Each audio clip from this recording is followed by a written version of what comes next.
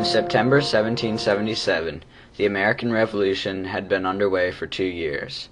Now the war had come to Chester County.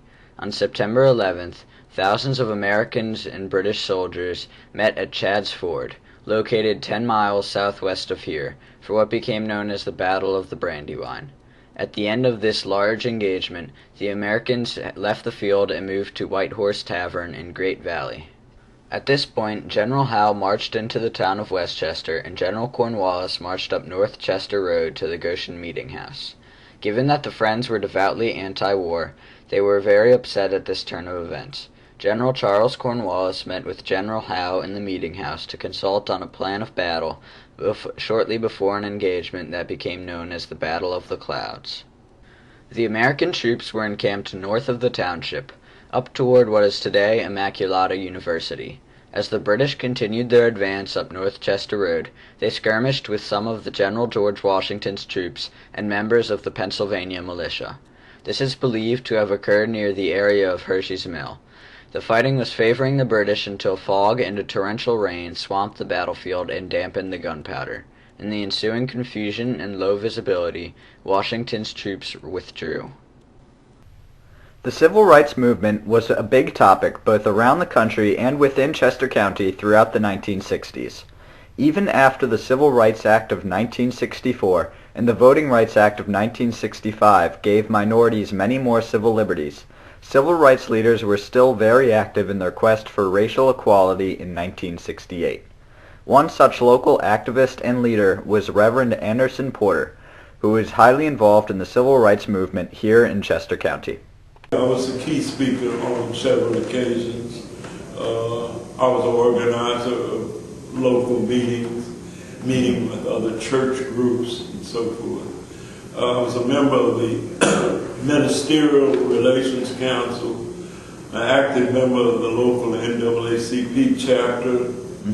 We also had a Human Relations Council, which was white and black members, and there was a BAC, Black Action Committee, that I supported.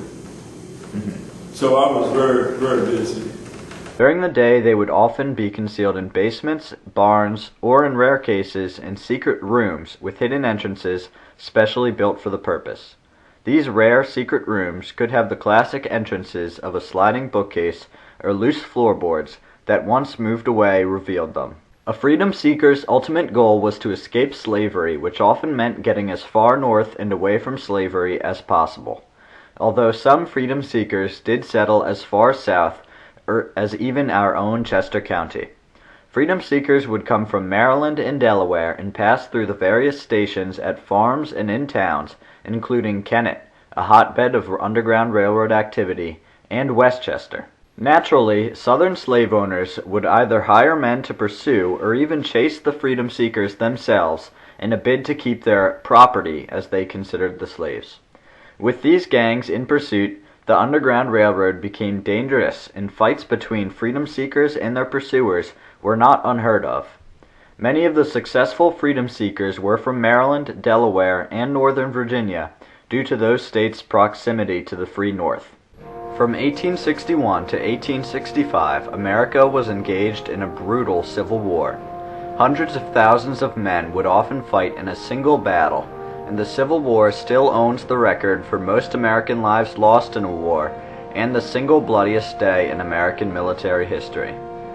Pennsylvania, being both large and close to the fighting, sent the most regiments off to war of any state on either side besides New York. Men from Chester County answered that call to defend their country. Early in the war, Chester County raised its very own regiment, the 97th Infantry. The 97th fought from Virginia to Florida, from the war's start to its end. Above all, the 97th demonstrated both honor and bravery during one of our nation's darkest hours, and in doing so became a proud piece of Chester County history.